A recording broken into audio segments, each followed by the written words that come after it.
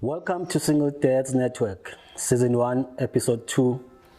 I'm sitting here with my sister who's going to introduce herself before we get into our conversation. And without further ado, my sister. How are you? I'm fine, how are you? I'm alright, thank you. Yes. Tell us about yourself. My name is Sindiswa Phakathi. I'm the first daughter of Sindiswa Phakathi. I don't know what else you want to know. No, I understand that your dad is the founder of the Single Dads Network. Yes. Which focuses on empowering single dads to be great dads in a way. Mm-hmm. Yeah. Being his daughter, how do you feel about that? I mean, it's encouraging, of course. It's watching him being a single dad to us and seeing how good, I think I turned out well. So seeing how good he raised us and to actually want to share that information as to how he actually did it himself, that's something very commendable. That's good. So, and I also understand that you've been staying with him for quite some time. Yes, I did. For a number of years, and now you are living on your own, independent, looking after yourself. What would you say were the challenges that you faced while staying with your dad as a single father and being raised by him? Yeah, so I started moving up to Joburg after my varsity years. So I didn't necessarily, in my young ages, he wasn't around. He at some point, of course, went to UK to study and all of that. So I stayed with my aunts. So there was not really any father figure growing up until, of course, varsity when I started staying with him. So I was used to having women around me all the time. And then now this change where I have to stay with this man that I didn't really know at that time very well. But yeah, it was very eventful. My dad is a very interesting person. He loves craziness, so I had to learn very fast that there's stuff that he just can't tolerate, But he wasn't street, funny enough. Like I could still, talk to him about anything. I think one thing that he did very well was open that line of communication. I could talk to him about anything. I didn't feel that I'll be judged or seen in a different way or anything like that. So I think that helped in us trying to get to know each other and just coexisting in that house.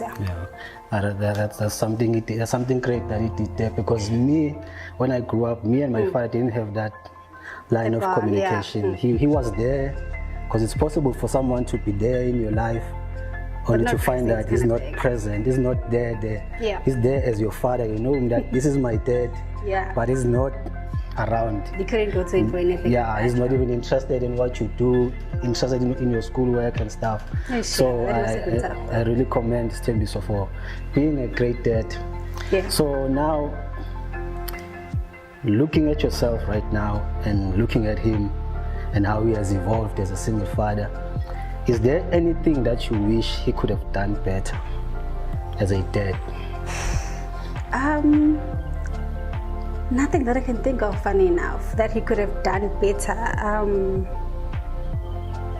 No, maybe if there's one thing, but I don't know if it's something that I also mentioned, because I know now the reasons why he wasn't there in the beginning, like when we were very young. I think it would have, of course, helped us have a better bond with him if we started getting to know him, of course, when we were young. But knowing the reasons why he wasn't there, I don't think I would hold it against him, no. So no, nothing at all. That's great, because you can't judge anything that you don't know without knowing the story. The reasoning behind. The reasoning behind. Once you know the story, then you'll know. Because at the same time, as I also shared, that with my dad, I grew up with a lot of resentment towards him. But as I grew and started having my own sons, then I realized from my own mistakes that no, man, this person is human.